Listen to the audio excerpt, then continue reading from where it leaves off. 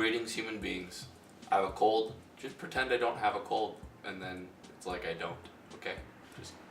Just get over it. I made another painting, and I used iPhone technology to record the whole thing so you can watch it. And I'll explain what I'm doing when I'm... Where do I even start with the inspiration of this painting? First off, I started painting with oil paints because I really wanted to learn how to do portraits. So this is the first portrait that I've tried. It happens to be a self-portrait of this.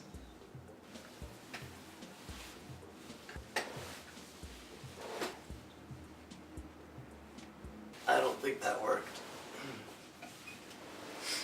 Anywho, a lot of hospitals that I've worked at have paintings of these old doctors in the hallways. It's basically just like a menagerie of these old white guys in white coats.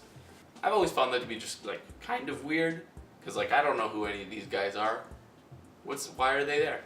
But at the same time, I think it's kind of cool that they have portraits of these people. So I wanted to do a painting of me in the style of like one of these old doctor paintings and then hang it in the hospital. The other part of the story is that the hospital that I work at has these delicious breakfast burritos that I have almost every single day. So my idea was I wanted to make myself in the style of these old doctor paintings, but holding one of the breakfast burritos. So come along with me and we can watch how I paint this thing. So here's my source image over on the left-hand side of me holding a burrito, which is photoshopped in there. Like I said, I wanted to do this in like an old style, and a lot of old paintings used what's called the limited palette, meaning you don't get to use certain colors. And a lot of people used what's called the Zorn palette, Z-O-R-N, for portrait painting. You only get to use the colors black, white, red, and yellow. I should have done a close-up here of me mixing these colors, but sue me. Anyway, here's me mixing all the different skin tones, which are just a combination of like, well, I guess those four right there. And that brown kind of outline that I did, that's called an underpainting, which is just me getting, it's kind of like drawing, you just get all the, where you're going to put everything. So I did that just as an outline, and then I started putting in all the different colors.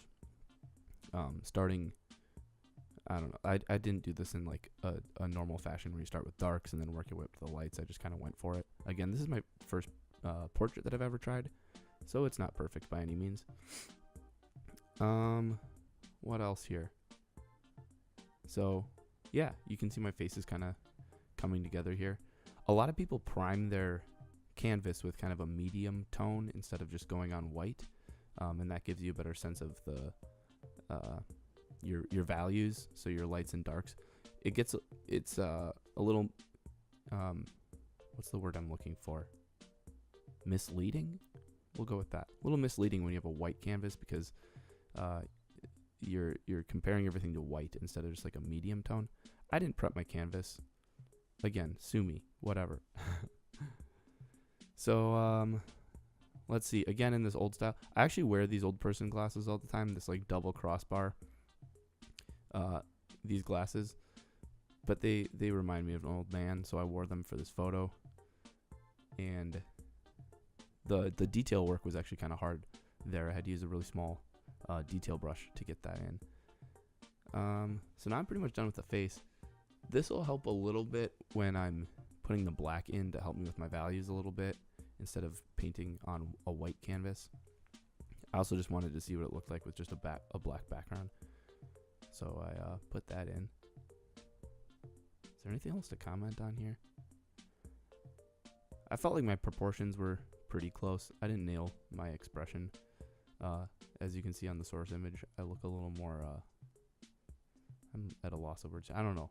I look despondent, I guess, in my painting, but whatever. Another hard part there, which I didn't actually film, was the white coat, because you think, oh, it's a white coat, it'll be white. Wrong. It's like there's no actual white spots here. The highlights are very warm or kind of like red, yellow tinted, and the shadow values are more cool tones, which are, like your blues and grays. So in order to get the illusion of a white coat, you're actually almost never using a flat white, which is a little weird. Yeah, then I moved on to the hand. This was tough. Hands are hard. turns out. That pinky there is like straight red, and then over on my palm is more light, which looks very weird when they were just next to each other, but then when the whole thing comes together, you can see that it all works out. And then this burrito, yeah, I don't know, just painted a burrito. Nothing special there. The aluminum foil was kind of weird.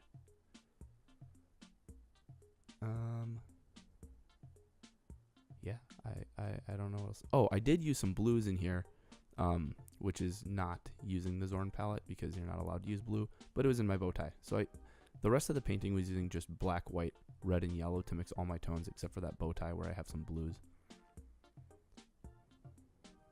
Yeah, there you have it. Anyway, kind of weird, but I thought it turned out okay. It's now hanging in the hospital. So there you go.